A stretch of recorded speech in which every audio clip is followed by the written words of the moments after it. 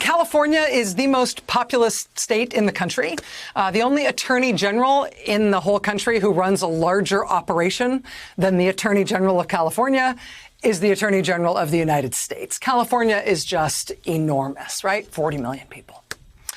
And in 2011, when Kamala Harris became Attorney General, when she took the reins of California's justice system, the state at that time was just going through the bottomlands in terms specifically of the massive housing crisis that was brought on by the financial crash of 2008 and the ensuing Great Recession. Millions and millions of Americans forced out of their homes, having their homes foreclosed on. And of course, this was not a natural disaster. This was brought about by bad behavior, by banks and mortgage lenders behaving in a wildly, terribly destructive way. Right? These terrible, deceptive, predatory practices from banks and mortgage lenders.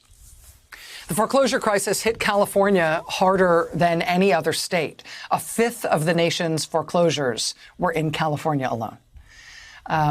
But the crisis did hit all 50 states.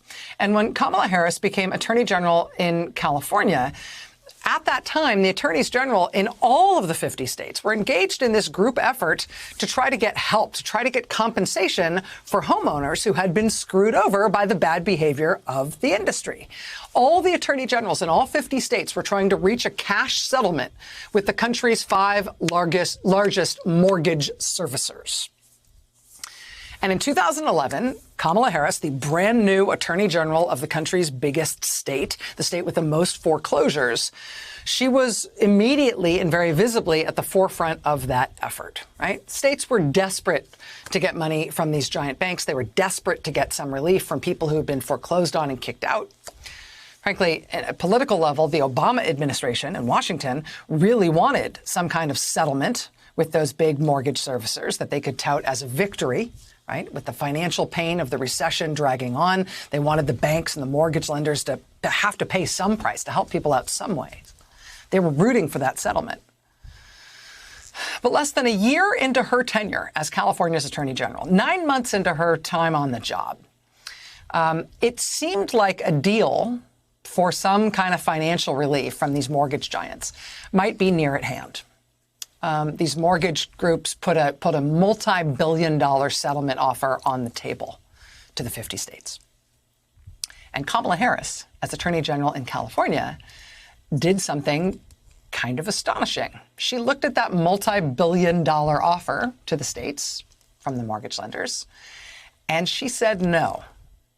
She walked away. Left the table, said that offer, sure, was multiple billions of dollars, but it was nowhere near good enough.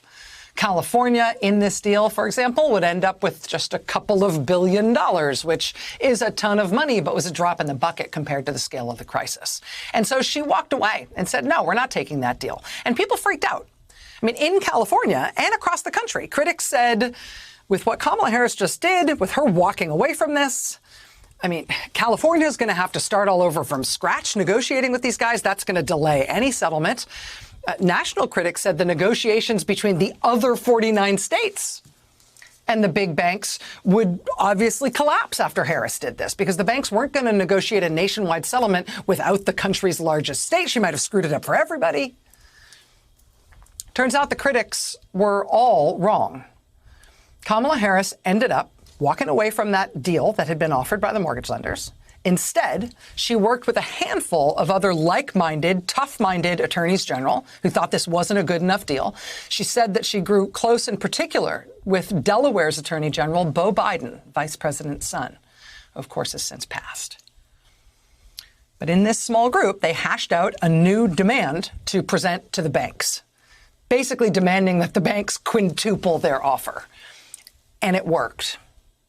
A few months after she said no and walked away from the table, Kamala Harris did get a much better deal, a new deal, a much better deal, not just for California, but for all 50 states.